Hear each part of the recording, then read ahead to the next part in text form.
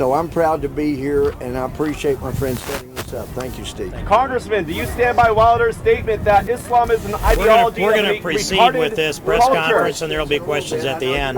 We'll make them available. We had a question. We'll take questions now. But a question, do I believe what my friend Geert said, that Islam is an ideology? Of a retarded culture. Well, that was not your original question. That's I do believe that I know radical Islamists who believe it is. I'm answering your first question. Don't keep modifying it. Who believe that Islam is an ideology. And I think Khalid Sheikh Mohammed, if you will but read his own writing that he wrote himself, he had the translated dictionaries that allowed him to do it himself. If you don't realize from reading his own writings that he believes it's more than a religion, it is an ideology to him, then you're not reading appropriately his pleadings. For some, I know some Muslims, and I have Muslim friends in Afghanistan, it's a religion to them.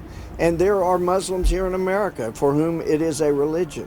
The great thing is, I may not totally agree with my friend Geert on everything, but unlike the most intolerant people in all America, I'm talking about the liberal press, I can disagree with a friend and still care deeply about a friend without wanting to kill him. I would hope that's not a religion, but our president and others have got to wake up to the fact that when someone screams Allahu Akbar and then starts shooting American military in their own secure, what they thought was secure base or post, then it's an act of war by an ideologue that needs to be stopped. There were headlines, I didn't read the articles, I don't need to, by the most intolerant bigots in America, again, the liberal press, that said that we were hosting the most notorious bigot, when actually, if they would but look in the mirror, they would see that the most intolerant people in America are those who claim to be liberal because they want to shut down the free speech of everybody with whom they disagree. I may disagree with what you say, but I will defend to the death your right to say it. I knew that when I took an oath to the Constitution in 1978 and went on active duty in the United States Army, I might be called upon to die for people in America, and I was willing to do that, and I knew it included notorious bigots like some in the liberal press, but I was willing to do that. And I'm still willing to do that, to fight for my country and to fight for our rights that are in the Constitution. And I admire anyone who's willing to do that, even when I disagree. I've got a sister who's a Democrat. We go at each other tooth and nail on issues, but we can live together in peace and actually love each other, though some liberals cannot understand how you can disagree and yet still love one another. Well, we can do it. Any questions for Mr. Wilders? I'm going to let you broker these out. Okay. Yeah. Yes. Well, maybe I can also shortly react to your question then. Of course, there are differences between Louie, Steve, and myself. I'm not talking about radical Islam. They are talking about radical Islam. You will find more issues that we differ, but we are standing here together because we have in common that we both, all three of us, see a threat of the Islamization of our societies.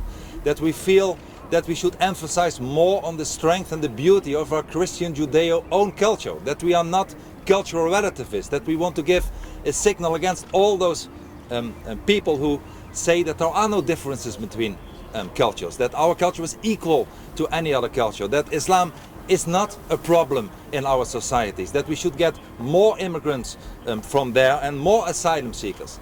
Let me tell you, that's a bad thing. I'm very much in favor. Look what is happening in Europe now. In Europe today, hundreds of thousands of people come from the North African coast in boats, and they unfortunately drown. The Mediterranean became a sea of death, and that's a terrible thing. The criminal human traffickers, they earn a lot of money. And why? Because people know that if they take such a boat and they achieve to get to the coast of Europe, that they will not be sent back. And I believe in the Australian approach. Australia says we push everybody back. And if you have a bad boat, we give you a safe boat with water, even air conditioning and food. But we send you back, and people will not come anymore. People will not come because they know that it will be unsafe. People will not drown and human traffickers will not come. And let me tell you, 1 million people today are waiting from the North African coast to come to Europe. And the United Nations Special Envoy already says that he wants to redistribute those people through all the Western world, also America. And I tell you, we cannot afford it. Not financially, not culturally, but it's also, as you know, that ISIS made serious threats that they will bring fighters along with the refugees, with the migrants. And we just cannot afford that to happen. We should be sure that our countries are safe, and we are very unsafe today. The Freedom Party proposes banning mosques and banning the Quran. Do you think the Republican Party should adopt this position? Once again, there are many differences. I'm not here because I ask for a merging of the parties. It's ridiculous. We work together in the European Union, and we even subscribed and supported a minority government in Holland for years, where we had a lot in common, but even perhaps more not in common. So when it looks at banning the Quran, you have to see it in the Dutch context. We in Holland, we have outlawed Mein Kampf. And I said one day to liberal politicians in my country, here's another book which even has more anti-Semitism and more violence in it than Mein Kampf, the Quran. So if you are consistent, you have to ban the other book as well. And of course the answer was no. Once again, I won't emphasize on the differences. We should be honest. There are many differences, but what we have in common is far more important. And that's why I'm very proud to be standing here between two of the, as I see, American heroes, two American members of Congress who have the guts to speak out for those kind of important issues. Thank you.